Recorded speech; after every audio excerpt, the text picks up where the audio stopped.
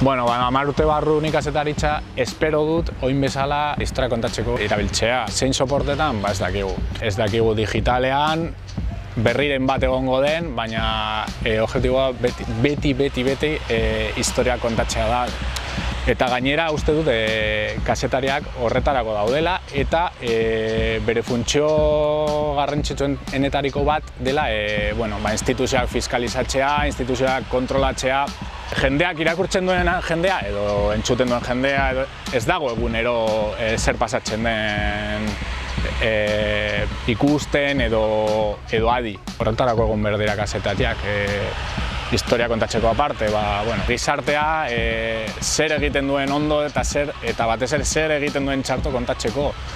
Gero jendea erabaki dezan zer egin nahi duen horrekin. Bueno, yo realmente empecé cubriendo información en Ugao, que había que sacarla debajo de las piedras, pero es verdad que en torno al 2008 llegó a Basauri, a mi pueblo, y bueno, pues es mi primera gran experiencia, digamos, cubriendo información. Pues son los años en los que en Basauri se empiezan a ejecutar las obras del metro, se empieza a hablar de cubrir la trinchera, los aparcamientos de Soloarte, me acuerdo que también. Creo que son los años, si no recuerdo mal, porque yo creo que lo cubrí, en los que se cierra el campo del Baskonia, Basozelai. Son todos aquellos años. Bueno, hubo información, pero sobre todo lo recuerdo como unos años de agitación política. Bueno, el PNV venía de prácticamente 2 décadas ostentando la alcaldía y hubo un cambio, la ciudadanía pidió un cambio y entonces aquello se notó. Yo era nuevo y quizá no fui capaz de entender al principio la trascendencia que tenía aquello, que yo creo que sobrepasaba lo que pasaba en Basauri, ¿no? Pero sí que fueron años agitados. Y bueno, luego prácticamente seguido tuve que saltar a la política vasca y a la política nacional porque se compatibilizaban un poco la labor en el Parlamento vasco y la labor de, bueno, cubriendo un poco lo que pasaba en el país. Hubo un exceso de días históricos en todos aquellos años. Por supuesto, mi inicio en el mundo político coincidió con el final del terrorismo y todo lo que aquello supuso. Fueron asuntos que nos llevaron mucho tiempo, pero luego pues recuerdo el proceso en Cataluña, los atentados de Barcelona, la irrupción de Podemos, bueno, la moción de censura, Rajoy, luego aquel año entero en el que hubo elecciones y no había manera de conformar gobierno, aquello también nos tuvo locos muchos años.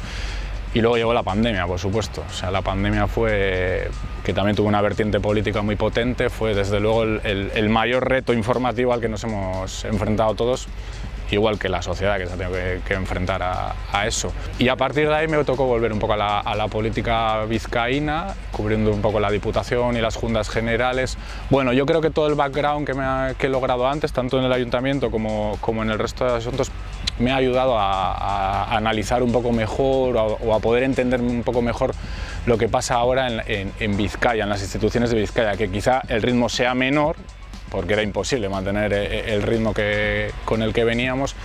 Entonces, bueno, pues eso quizá ayuda un poco a poder escarbar, a poder buscar en sitios o sacar historias que si no, pues aparentemente quizá no vemos.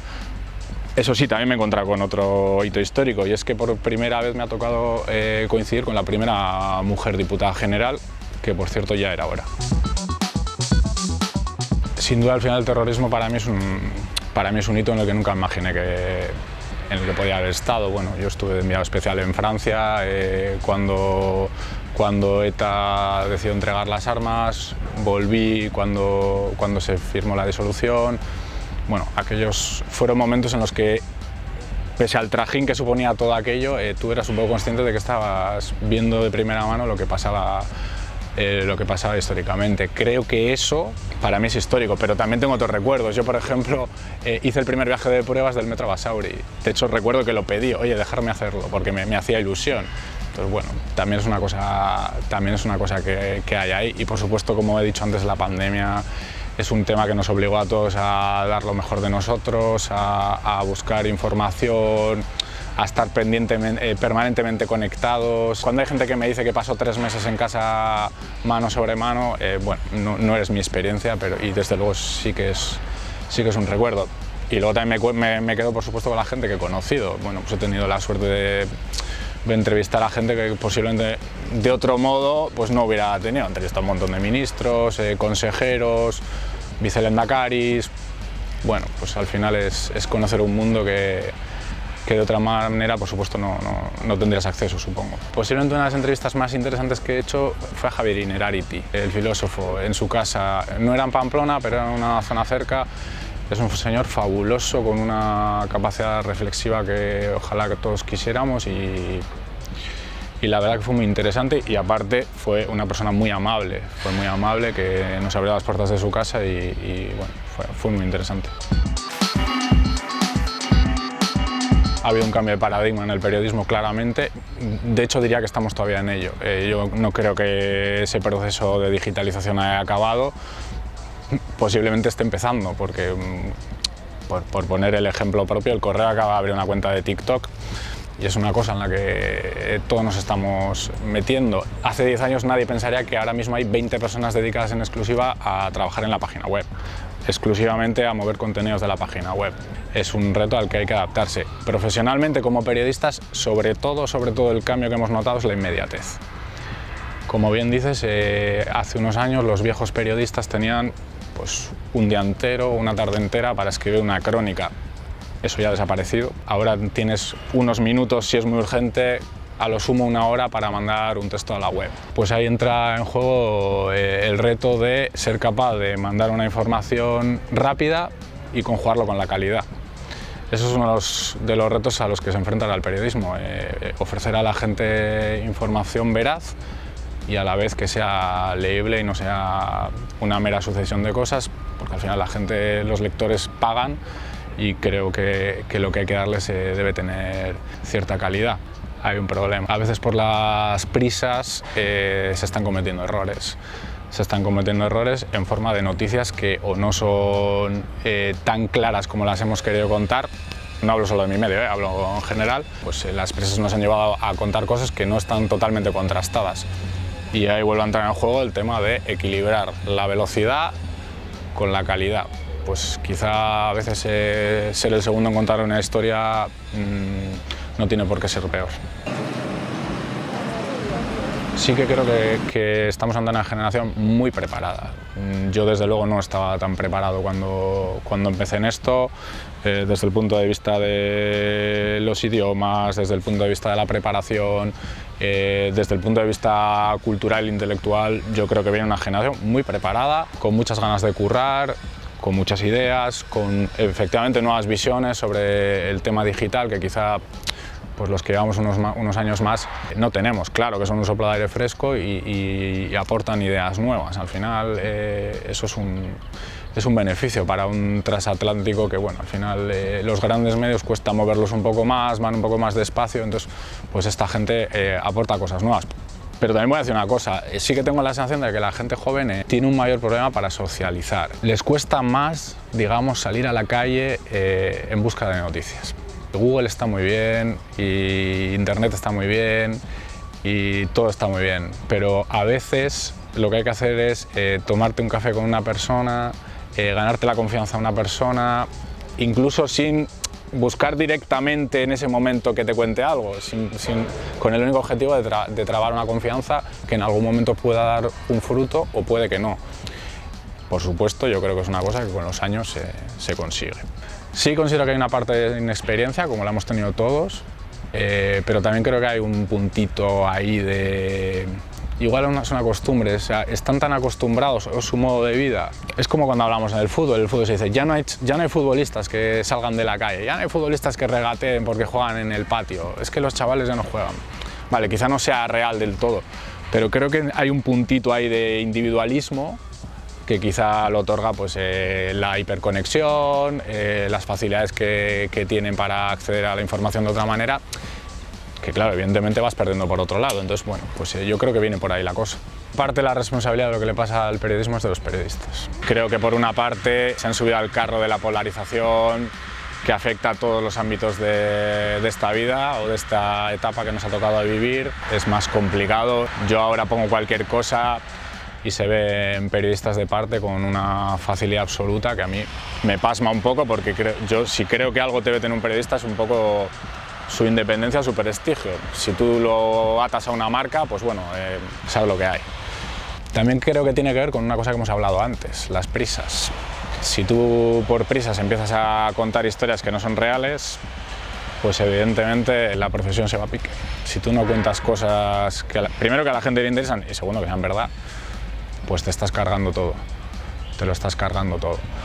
Pero tampoco es todo culpa de los periodistas. Nos ha tocado una profesión muy precarizada, entonces no es la mejor manera de, bueno, pues de meterte en ningún fregado. O sea, tú no puedes ponerte a investigar nada si no tienes detrás una empresa o algo que te garantice un salario digno. Claro, si tú estás mal pagado es muy difícil hacer bien tu trabajo, ya sea por estabilidad o por cualquier otra cosa. Leemos Goiuría y toda la información local que podamos. Por supuesto es una fuente de información como otra cualquiera. Importante cuando tú intentas conocer algo local. Al final la gente que está en el día a día de la información local es la que tiene datos más concretos, conoce a más gente. En el caso de Goiuría, además, hay que alabar que sea en euskera. No es una opción que sea muy predominante, entonces está bien tener esa opción también. Y también quiero romper una lanza en este sentido porque creo que existe cierto clasismo en este tema del periodismo. Pasa a todos los niveles.